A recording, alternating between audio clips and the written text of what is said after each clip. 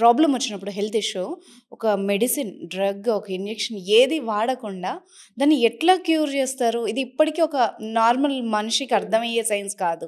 Yes మా, దాని వెనుకున్న సైన్స్ కూడా మీకు క్లియర్గా అర్థం హ్మ్. చేపిస్తా. ఇప్పుడు నేను చెప్పాను కదా, ముట్టుకుంటే హ్మ్. ముట్టుకున్నట్టు స్పర్శ తెలిసింది కదా అవును. బ్రెయిన్కి. సో కొన్ని కీలకమైన మర్మాలు, కొన్ని కీలకమైన ప్రెషర్ పాయింట్స్ ఏవైతే ఉన్నాయో వాటిని మనం స్టిమ్యులేట్ చేస్తే ఎండార్ఫిన్స్ అనే ఒక పవర్ఫుల్ పెయిన్ కిల్లర్ బ్రెయిన్లో రిలీజ్ అవుతుంది.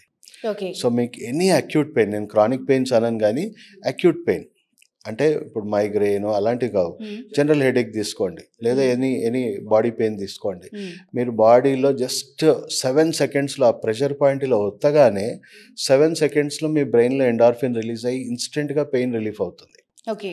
సో అదే క్రానిక్ పేషెంట్స్లో సరిపోదు. ఇప్పుడు హ్మ్. మనం చూసుకుంటే క్రానిక్ పేషెంట్స్లో పెయిన్ కిల్లర్ ఇచ్చినా పని చేయదు, సరిపోదు వాళ్ళ బ్రెయిన్లో. సో అప్పుడు ఏం చేస్తారు, కొంచెం ఎక్స్ట్రా ఓవర్గా స్టిమ్యులేషన్స్ ఇవ్వాలి. హ్మ్. అండ్ వెన్నుపూస నుంచి ఏదైతే పెయిన్ స్టిమ్యులై వెళ్తుందో దాన్ని కట్ ఆఫ్ చేయాలి. సో అక్యుపంక్చర్లో మనం సెట్ ఆఫ్ పాయింట్స్ వేస్తాం. హ్మ్. సెట్ ఆఫ్ పాయింట్స్ వేస్తే అనెస్థీషియా ఎఫెక్ట్ తీసుకురావచ్చు. అంటే ఓకే. మీ బాడీలో ఎన్ని కోసినా మీకేం తెలియదు. ఒకప్పుడు పూర్వము అనెస్థీషియా లేకుండా సర్జరీస్ ఎలా చేసేవాళ్ళంటే అక్యుపంక్చర్ అనెస్థీషియాతోనే.